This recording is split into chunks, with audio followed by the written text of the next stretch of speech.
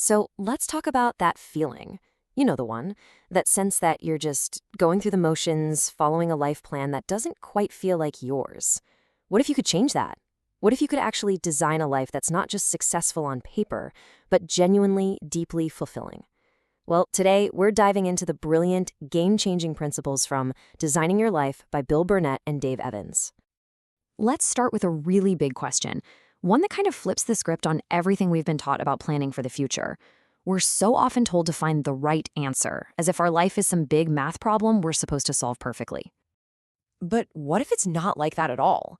What if your life is less like an equation and more like a work of art, a creation? This is the absolute core of life design.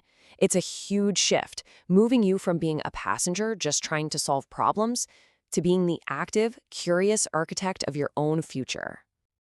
Okay, so to even begin designing, we first have to get real about what's holding us back. And for so many of us, it's that sinking, paralyzing feeling of being completely and utterly stuck.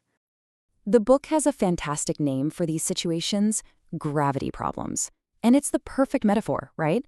Just like gravity, you can't fight them. They're the unchangeable facts of your situation. You have to accept them and design around them. Trying to change a gravity problem is like trying to argue with the tide. It's just exhausting and you get absolutely nowhere. And this is where the magic happens. It's all about the power of a simple reframe. That thought, "I'm stuck," is a total dead end. It shuts down every possibility. But just shifting that thought to, "Hey, I can always generate new ideas," well, that throws all the doors and windows wide open. Suddenly, you're not stuck at all. You're at the starting line, ready to get creative. So how do we actually make that shift? How do we go from feeling stuck to feeling creative? It all starts with learning to adopt the mindset of a designer. Now here's the thing. The goal isn't some unobtainable, perfect life. It's a coherent one.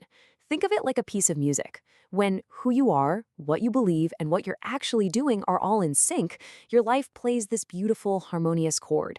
But when they're out of tune, you feel that dissonance, that tension. To find that harmony, you need a compass. Not a physical one, of course, but an internal one. And it's built from two really important things: your work view, what work really means to you beyond just a paycheck, and your life view, your personal take on what makes life meaningful.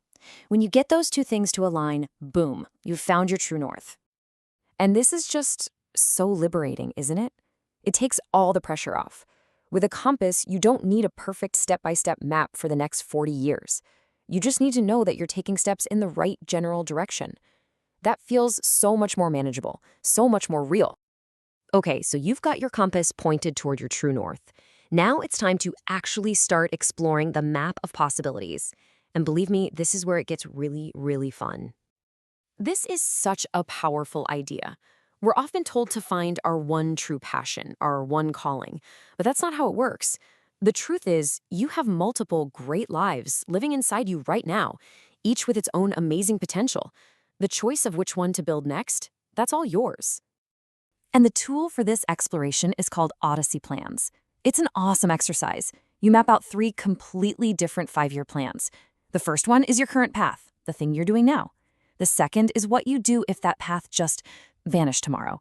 And the third, that's the wild one. That's the life you'd live if money and what other people think were completely off the table.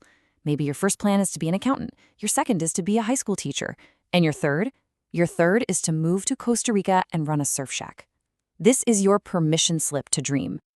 Now that you've got these amazing, exciting Odyssey plans, you don't just have to pick one and hope it works out. Instead, you get to do what all good designers do. You prototype it. The key thing here, and this is super important, is that prototyping isn't about making some huge, scary commitment. It's the exact opposite. It's about running small, low-risk, low-cost experiments to get a real feel for what a potential future is actually like. You're not guessing anymore. You're gathering real data. And these prototypes can be surprisingly simple. Thinking about becoming a physical therapist? Don't enroll in a 4-year program yet. Just buy coffee for a physical therapist and ask them what their day is really like. Curious about that Costa Rica surf shack? Go volunteer at a local surf shop for a weekend. The whole goal is to get a little taste of that future without having to order the whole meal. You see, prototyping is just one piece of the puzzle. It's all part of a much bigger mindset shift. It's about embracing the entire design process itself, which ultimately leads to a more resilient, dynamic, and fulfilling life. And this leads to something the authors call failure immunity, which sounds pretty cool, right? Think of it like playing a video game.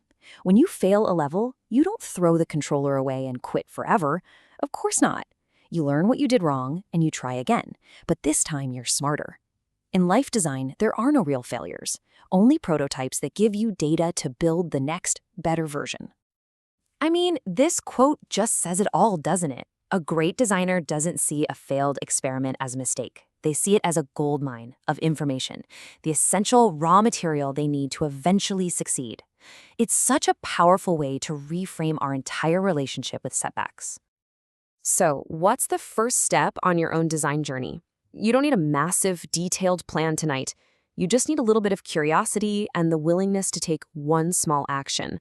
So, what's one tiny, low-risk prototype you can run this week to start building a life that is uniquely, wonderfully, and coherently yours?